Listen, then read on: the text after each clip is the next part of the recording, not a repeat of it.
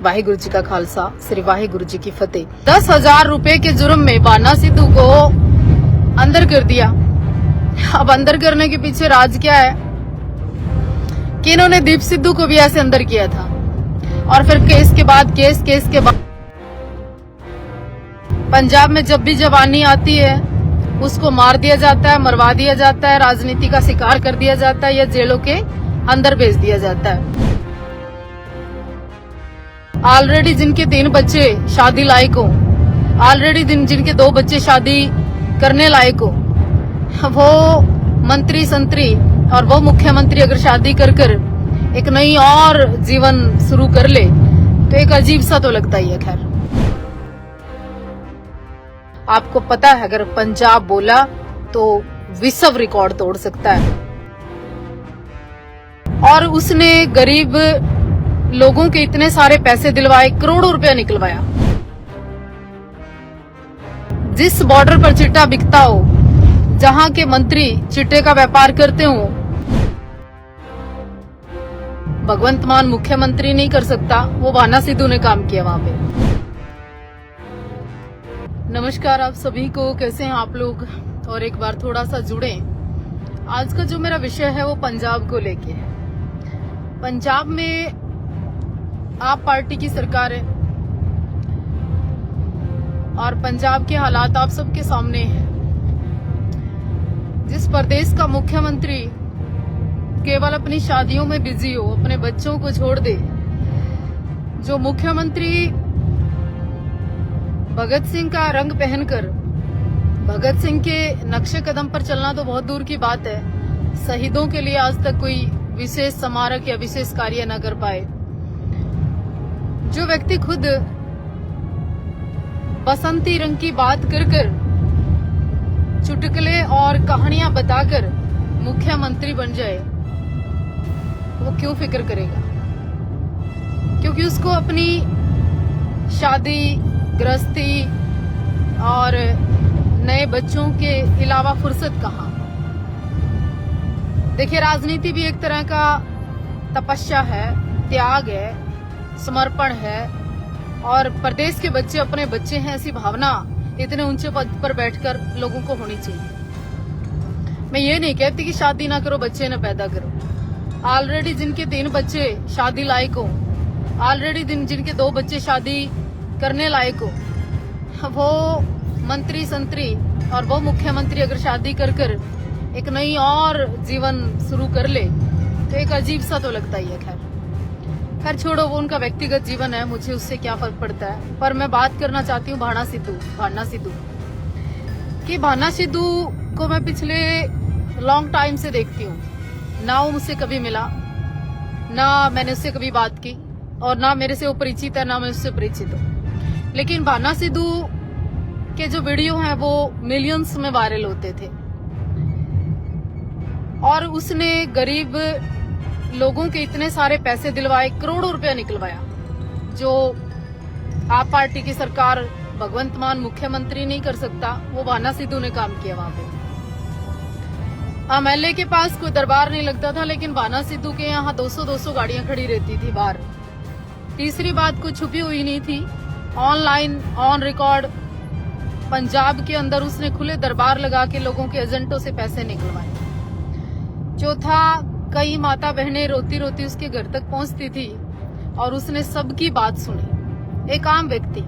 लेकिन हाँ, जिस बॉर्डर पर चिट्टा बिकता हो, जहां के मंत्री चिट्टे का व्यापार करते हो, जहां के पॉलिटिशियन नशे से नस्ल खुशी करने में तैयार हो, जहां के मंत्री, जहां की राजनीति पंजाब को बर्बाद करना चाहती हो, तो वो क्यों चाहेगी कि वहां पे सुख शांति हो, वहां पे कोई अमन चैन हो, वहां पे कोई युवा काम करे? और पंजाब तो बड़े लॉन्ग टाइम से, पंजाब में जब भी जवानी आती है उसको मार दिया जाता है, मरवा दिया जाता है, राजनीति का शिकार कर दिया जाता है या जेलों के अंदर भेज दिया जाता है। ना कभी लखा सिधाना ने मेरे को सपोर्ट किया और ना कभी भाना सिद्धू ने मेरे को सपोर्ट किया और ना कभी अमृतपाल ने मेरे को सपोर्ट किया, और भी 2 4 5 जो बोलने वाले लोग हैं ना, उन्होंने मेरे को कभी सपोर्ट किया। लेकिन मेरा एक फर्ज बनता है इंसानियत के नाते, जब भी विषय होता है मैं बोलती हूँ, जब भी बात होती है मैं बोलती हूँ, और जो बात मेरे मन को, मेरी आत्मा को, मेरी अंतरात्मा को लगती है मैं उस पर बात करती हूँ। तो 10,000 रुपए के जुर्म में बाना सिद्धू को अंदर कर दिया। अब अंदर करने के पीछे राज क्या है कि इन्होंने दीप सिद्धू को भी ऐसे अंदर किया था, और फिर केस के बाद केस, केस के बाद केस, और जब तक वो नहीं बेचारा शहीद हुआ, मरा। हाँ जी, तो लाइव बीच में थोड़ा सा रुक गया था क्योंकि रेंज कम है यहाँ। दूसरी बात ये है विशेष रूप से कि ना तो मैं लखा सदाना से परिचित हूँ और ना ही मैं बाना सिद्धू से परिचित हूँ, ना मैं अमृतपाल से परिचित हूँ और ना ही मैं किसी और से परिचित हूँ, लेकिन पंजाब मेरे को अपना सा लगता है। पंजाब की धरा पे अमृतसर है, और अमृतसर के अंदर गुरु साहब का घर है, और उस गुरु साहब के घर से मेरा एक रिश्ता है, और उस रिश्ते के नाते मैं पंजाब की चिंता करते हुए बोल सकती हूँ, मुझे अधिकार है। कोई मुझसे क्वेश्चन करे कि तुम पंजाब की राजनीति से क्या लेना देना, तो पंजाब ही क्या, मेरा तो पटना साहब से भी लेना देना, मेरा तो बिहार से भी लेना देना है, मेरा तो हरियाणा यूपी से भी लेना देना है। मैं तो इंसानियत के मुद्दे पे बोलूंगी, भले प्राण चले जाए मैं बोलूंगी। ना मैं बिकने वाली हूँ ना झुकने वाली हूँ। अब 10,000 रुपए की रिश्वत में बाना सिद्धू को अंदर कर दिया कि उसने 10 रुपए कमीशन मांगी, उसने तो धमकी दी, उसने तो ये किया। अरे तुम्हें पता है क्या है, तुम्हें पछता नहीं है कोई युवा निकलता हुआ, कोई बच्चा बाहर आता हुआ, किसी का दमखम दिखता हुआ, किसी की जवानी आती हुई। पंजाब को की सरकारें मैक्सिमम वो कभी बर्दाश्त कर ही नहीं सकती कि किसी के लिए कोई आवाज उठाए। आप लोग चाहते हैं कि गुलाम हो। पंजाब को नशों से मारा, पंजाब को सियासत से मारा, पंजाब को जात पात के नाम पे मारा, पंजाब को खालिस्तान का नाम देकर मारा। पंजाब को क्यों खत्म करना चाहते हो? कसूर क्या है पंजाबियों का है? आपने उनकी भाषा को कोई खास महत्व नहीं दिया। आपने पंजाब को विशेष तौर पर सरकारों ने कुछ खास नहीं किया। हाँ, पंजाबियों ने, पंजाब ने अपने दमखम पर अपने बच्चों को बाहर भेजा, अपनी पहचान बनाई, रिकॉर्ड बनाया, अपने घर से 20-20 साल लोग दूर रहे। आज तुम उन लोगों की नस्लें, फिर आपने फसलों के नाम पर, जमीनों के नाम पर एक कानून ले आए। पंजाब ने तब भी लड़ाई लड़ी, पंजाब ने 84 में लड़ाई लड़ी, पंजाब ने मतलब 47 में लड़ी। कब नहीं लड़ा पंजाब?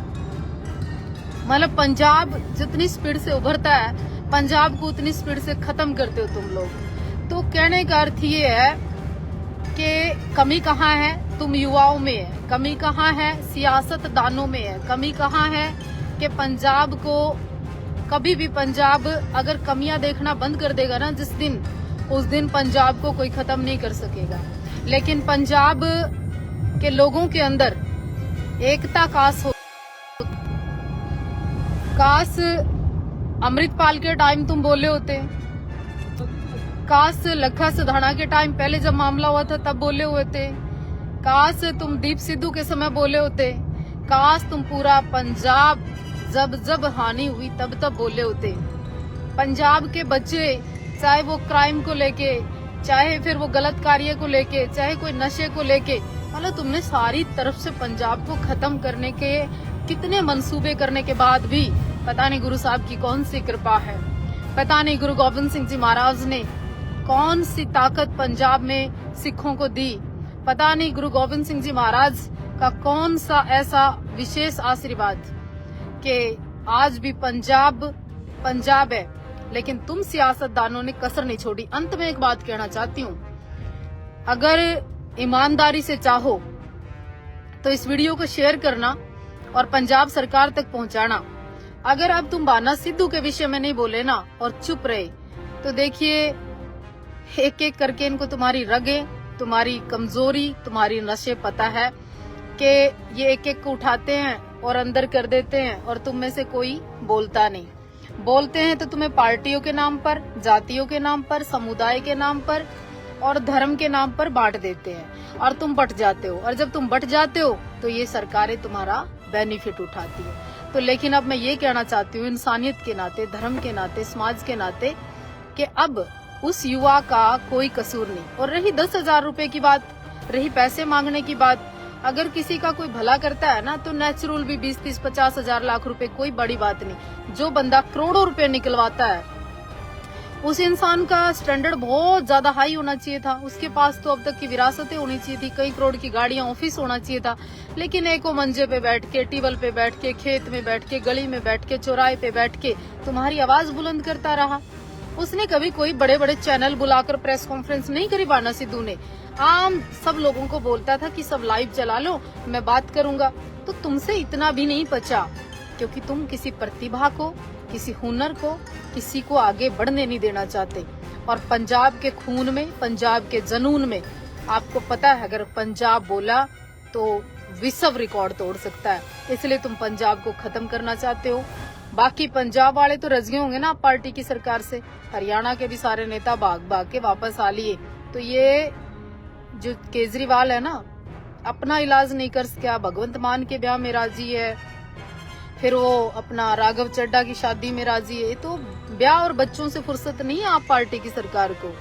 बाकी अगर किसी को लगता है कि एक युवा को, चाहे वो बाना सिद्धू हो, चाहे लखा सदाना हो, चाहे कोई और युवा हो, आगे बढ़ाना चाहिए तो इनको सपोर्ट करिए। जय हिंद। वाहिगुरु जी का खालसा, श्री वाहिगुरु जी की फतेह। और हाँ, गुरु गोविंद सिंह जी महाराज को राष्ट्रपिता कहना और लिखना इस वीडियो के माध्यम से शुरू करिए आप। हर कोई सिख सामने लिखे राष्ट्रपिता गुरु गोविंद सिंह जी महाराज।